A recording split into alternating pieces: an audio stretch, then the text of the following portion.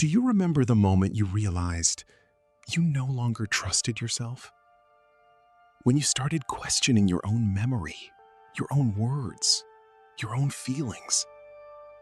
You tell him, "You said that yesterday." He looks at you, cold, calm, and says, "I never said that. You're making things up." And you start to wonder, maybe he's right. Maybe I got it wrong. This is not a misunderstanding. This is not poor communication. This is a weapon, and it is being used against you, deliberately. In the next 15 minutes, I'll show you exactly how it works, the phrases that expose it, and how to take your reality back. Stay until the end. The most important tool is in the final section. The word gaslighting comes from a 1944 film. A husband slowly dims the gas lamps in their home and convinces his wife she's imagining it, that she's losing her mind. Since then, it became a clinical term. Gaslighting is psychological abuse, where someone deliberately makes you question your own reality, memory, and perception. Keyword: deliberately. A gaslighter knows exactly what they're doing. They destroy your self-trust, because a person who doubts themselves is easier to control. This happens in romantic relationships, with parents, with bosses, with friends. The pattern is always the same, and so is the result. The victim stops trusting herself. She starts trusting the manipulator more than her own eyes and ears. Ask yourself right now, is there someone in your life who leaves you confused, guilty, or unsure of your own memory after every conversation?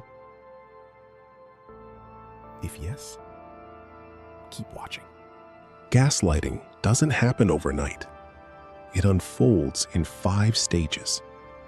The earlier you recognize it, the better your chances of getting out. Stage 1, idealization. He makes you feel chosen, special, seen, like you're the only person in the world who matters to him. This builds emotional dependency, which he will later use as leverage. Stage 2, first doubts. Small jabs begin. Don't you remember? We agreed on this. You always twist everything around. Rare at first, almost invisible. You explain it away. You don't yet realize this is the beginning. Stage 3, reality denial. He starts denying facts, what he said, what happened, what you saw with your own eyes. When you push back, he says you have memory problems, that you're overreacting, that you're unstable. Stage 4, isolation. He separates you from the people who could support you. Your friend is a bad influence. Your family is too involved.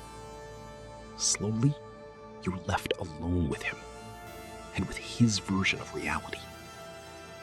Stage 5, total control. By now, the victim no longer believes herself. She apologizes for things she didn't do. She asks permission for her own feelings. The gaslighter has become her only reference point for what is real. You may recognize yourself at one of these stages. That is not weakness. That is a masterfully constructed trap. And now, you need to know the exact phrases that expose it. 7 phrases. Each one is a red flag.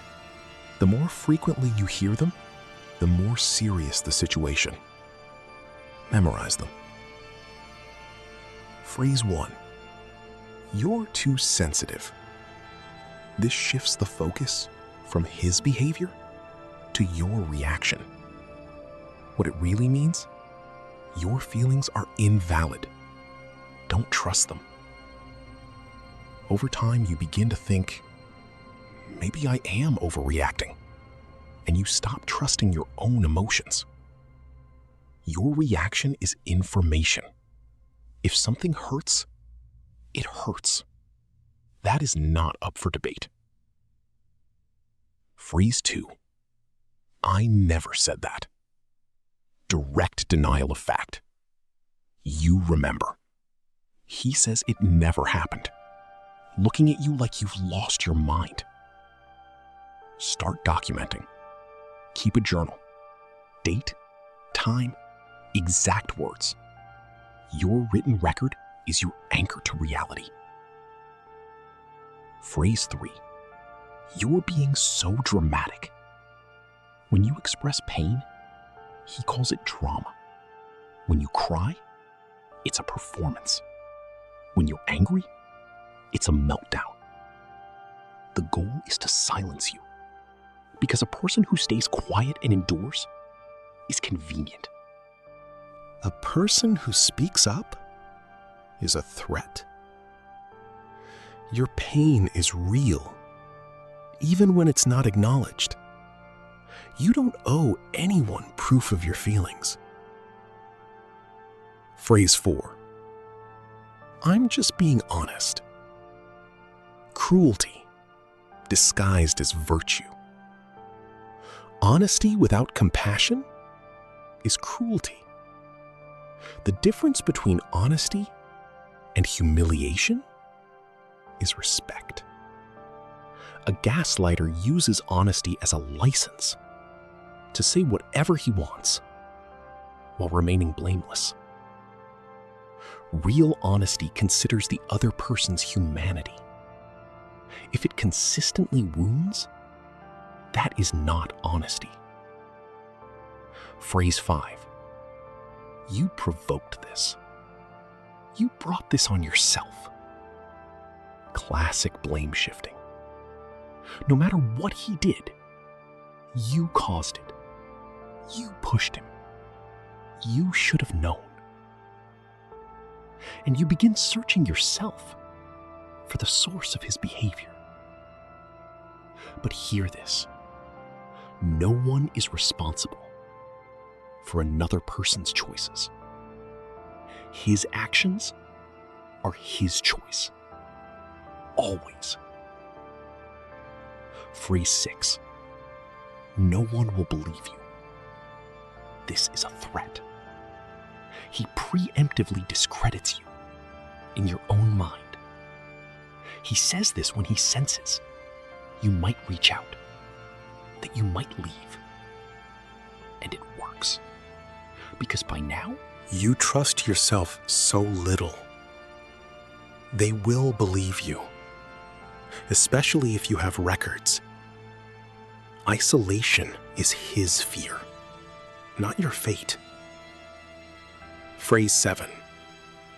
It's your psychology. You have issues. You're traumatized. When he runs out of arguments, he attacks your mind, makes you unstable, damaged, incapable of healthy relationships. The cruel irony? The gaslighter is the one destroying your mental health, and then uses that destruction as evidence of your instability. Working on yourself is strength, but it is your choice, not his control mechanism. 5 tools. Start using them today. Tool 1. The Reality Journal. Write down important conversations. Date, time, exact words. Not to prove anything to anyone else. For yourself. To have an anchor in reality you can return to when someone tries to convince you again that it never happened. Gaslighting feeds on your uncertainty about your own memory. Written records eliminate that uncertainty.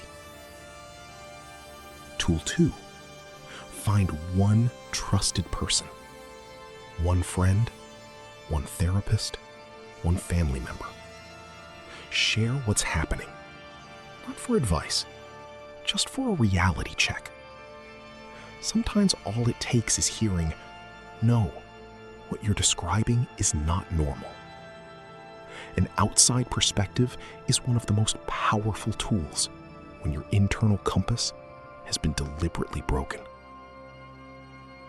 Tool 3, the gray rock method. When provoked, become the most boring thing in the room.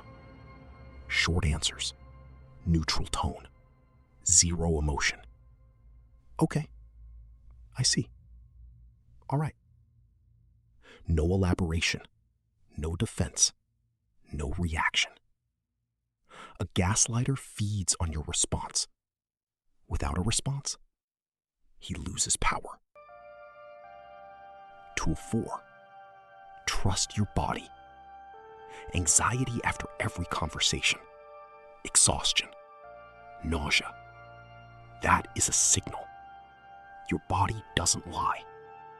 Even when your mind says everything is fine, your body already knows the truth. Track how you feel after spending time with different people. Who adds energy? Who takes it? That is a living map of your relationships. Tool 5, professional support. This is not weakness. This is the bravest step you can take. Gaslighting is trauma, and trauma requires real work. Not just awareness, not just willpower. Find a therapist who specializes in emotional abuse. You deserve that support. Not tomorrow, now.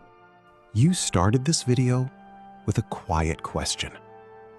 Am I losing my mind? No, you are not losing your mind. Your memory is real. Your feelings are real. Your pain is real. And the fact that you couldn't name it, that is not weakness. That is a normal response to an abnormal situation. A gaslighter stole something precious from you, your trust in yourself. But it can be reclaimed, step by step, day by day. Quiet power is not about volume. It is not about fighting fire with fire. It is the still, steady, unbroken strength of a person who knows their own worth. That is what you are building, starting right now.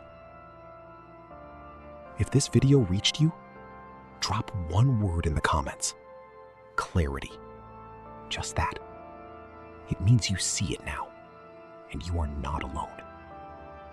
Subscribe. Next video, the narcissist. How to recognize one before they've had the chance to dismantle your life. Take care of yourself. This is quiet power.